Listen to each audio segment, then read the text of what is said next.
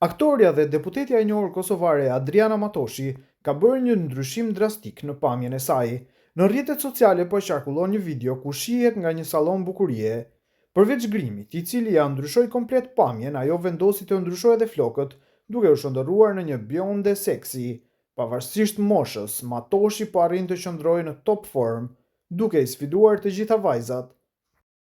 Analisti politik Xhevdet Pozhari në një postim të tij në Facebook i është drejtuar kryeministrit Albin Kurti, duke i thënë që t'ua ofrojnë pozitën e presidentit të opozitës në vend se të shkojë në zgjedhje të parakohshme. Pozhari shkruan se opozita nuk është e interesuar të bashkëqeverisë me Albin Kurtin. Sipas tij, ata janë milioner, biznesmen të maskuar si politikanë ose veç masha të oligarkëve. Në vijim, postimi i tij plot: Era zgjedhje, Albin, kot ju bën ftesë për presidentin.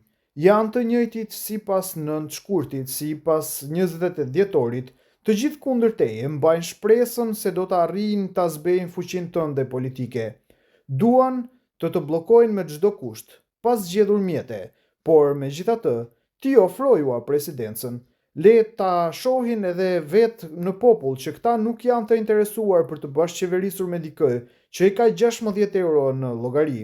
As që duan ta dëgjojnë se adetaret e dikurshëm e kanë shkrirë jo veç pasurinë, por çdo gjë që kanë pas për shqiptarinë.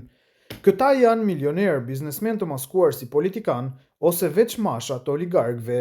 Duan dikën si vetja. Ballafaqimi me ty është sikur t'ua kthesh pasqyrën që t'i shohin të bëmat e tyre. Asociacioni, gjykata speciale, banda terroriste që dikur operonin në veri, strukturat paralele, dinari, pritjet e gjata që lista serbe vjen nga rashka për t'ua bërë qeverinë e tjerë. Me pak fjalë, në atë pasqyrë shohin shëmtinë e tyre, por ti prap ofrojua presidencën. S'do ta pranojnë, ti je pengesa.